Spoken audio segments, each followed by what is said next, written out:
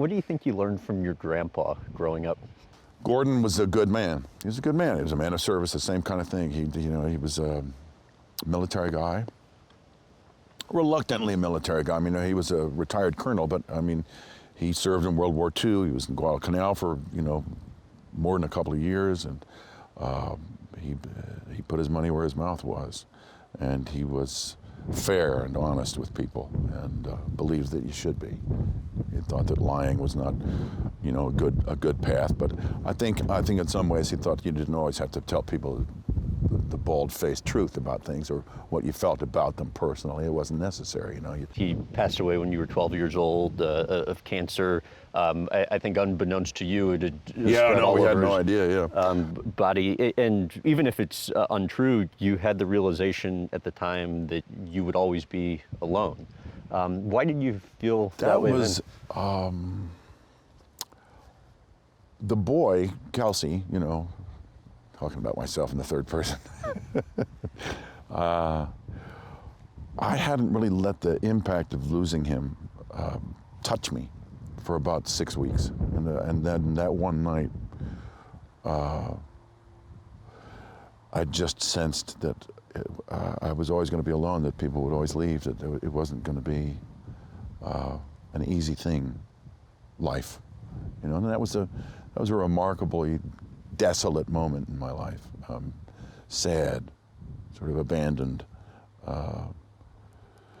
It energized me in a strange way to think that at the end of that particular realization that I would be okay anyway, that I was going to survive.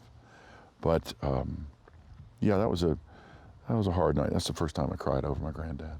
What do you remember from the 3 weeks you spent with your dad in St. Thomas after the grandpa's playing the passing? drums. I played the drums with this band. My dad was a music teacher, who had he'd played the bugle in the army, and I'm told he played taps at Arlington. But he had this band with 4 or 5 other guys, and the night that I went to listen to band practice, the drummer was not there. So he asked me to do the drums for 12 bells at midnight. So I was counting, and I knew enough about measures and music, so I could count it out. And after I hit the 12th one, he said, "You're the first guy who ever did that right." So that was a big thing. We woke up one night in the middle of the night, and he threw together some tacos out of the fridge. And that was a great moment. We just sat and ate together. And he asked me to edit his magazine. He also published a magazine. He asked me to proofread a few of the articles when I was there. And it's a controversial magazine too, or Virgin Island View. Yeah, he was a controversial guy. He called things as he saw them. My grandmother used to tell the story of the day I was born. She flew down, and she said from the airport to the hospital, he got in 3 fist fights.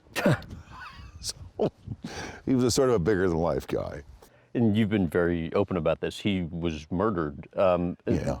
Why was it not till you turned the age that he passed that it really sunk in for you? I had a pretty tempestuous relationship at the time, and on one particular night, things got pretty dramatic, and so I'm not going to say anything else about it except that a certain event took place on that particular night with this particular woman in my life that made me think, holy crap, my dad was so young when he died, because I was 38. And it was the first time it hit me how young he was to have died at that age. Because to me, it was such a sort of a distant memory. I was 14, and 38 seemed like a lot then to me, at that time.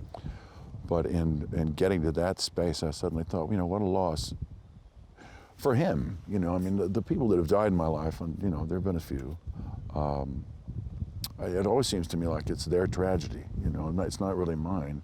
It's that loss of what he might have done with his own life, of possibly the relationship we could have had. But that really wasn't what it was about. It was about this poor young man that was taken before his time.